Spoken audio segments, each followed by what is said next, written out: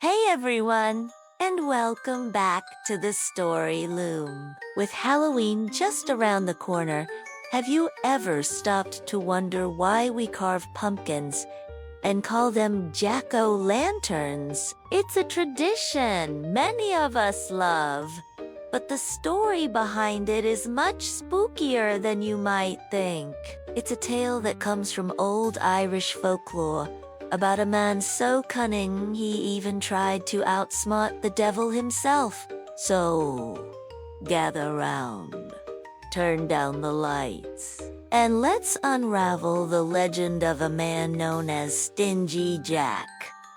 Our story begins in an old Irish village, home to a miserable, silver-tongued drunkard named Jack.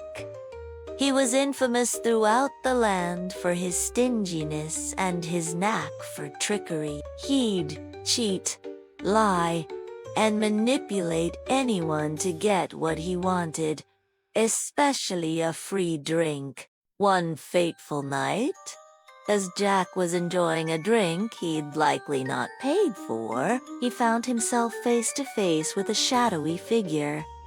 It was the devil, come to claim his wicked soul. But Jack, ever the trickster, wasn't ready to go. Thinking fast, he challenged the devil. "I'll come with you," he said. "But first, how about one last drink for the road?" "Of course. I haven't a coin to my name. But you, being the Prince of Darkness, could surely turn yourself into a silver coin to pay the tab, couldn't you?" The devil, amused by Jack's audacity and a bit prideful, agreed. He transformed into a shiny silver coin and landed on the table. But instead of paying the bartender, Jack snatched the coin and dropped it into his pocket, right next to a small silver cross he always carried. The cross's holy power trapped the devil, leaving him powerless. Jack laughed, refusing to free him until the devil promised not to take his soul for 10 whole years. With no other choice, the devil reluctantly agreed, and Jack set him free. He had done it, he had tricked the devil.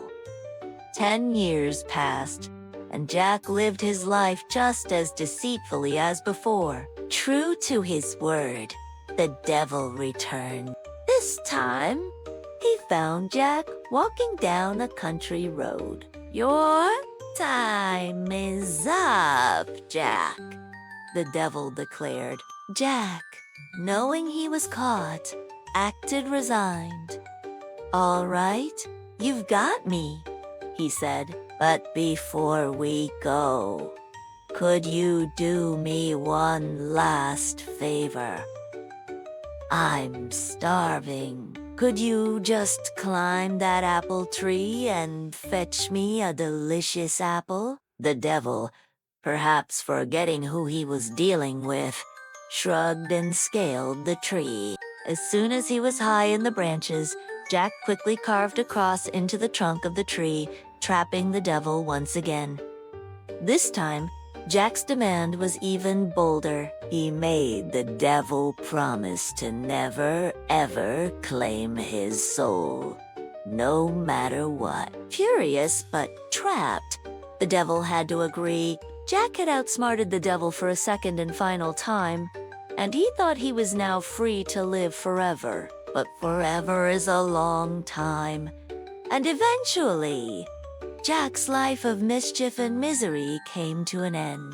When he died, he went up to the pearly gates of heaven, but he was turned away. His life had been far too sinful and selfish for him to be allowed entry. With nowhere else to go, Jack trudged down to the gates of the underworld, but the devil, still bitter about their past encounters, kept his promise.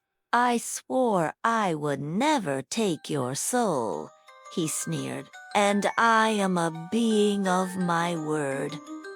He refused to let Jack in, casting him out into the eternal darkness between heaven and hell. "But where can I go?" Jack cried. "It's so dark. I can't see my way." Taking a small bit of pity, the devil tossed Jack a single burning ember from the fires of his realm, a coal that would never burn out. To carry the ember and light his way, Jack hollowed out his favorite food, a turnip, and placed the glowing coal inside. And from that day forward, the soul of Stingy Jack was doomed to roam the earth for all eternity.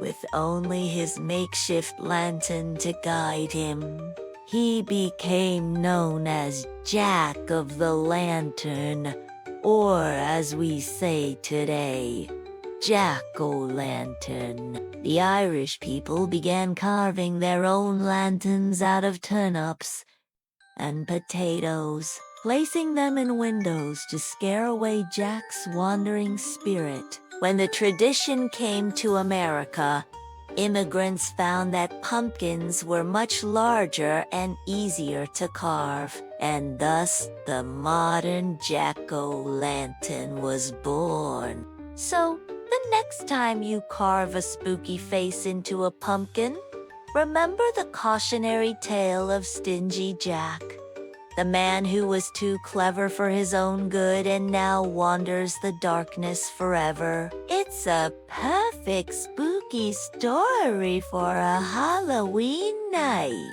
Thanks for listening, everyone. If you enjoyed this dive into folklore, make sure to hit that like button and subscribe for more stories. Happy Halloween, and stay safe out there.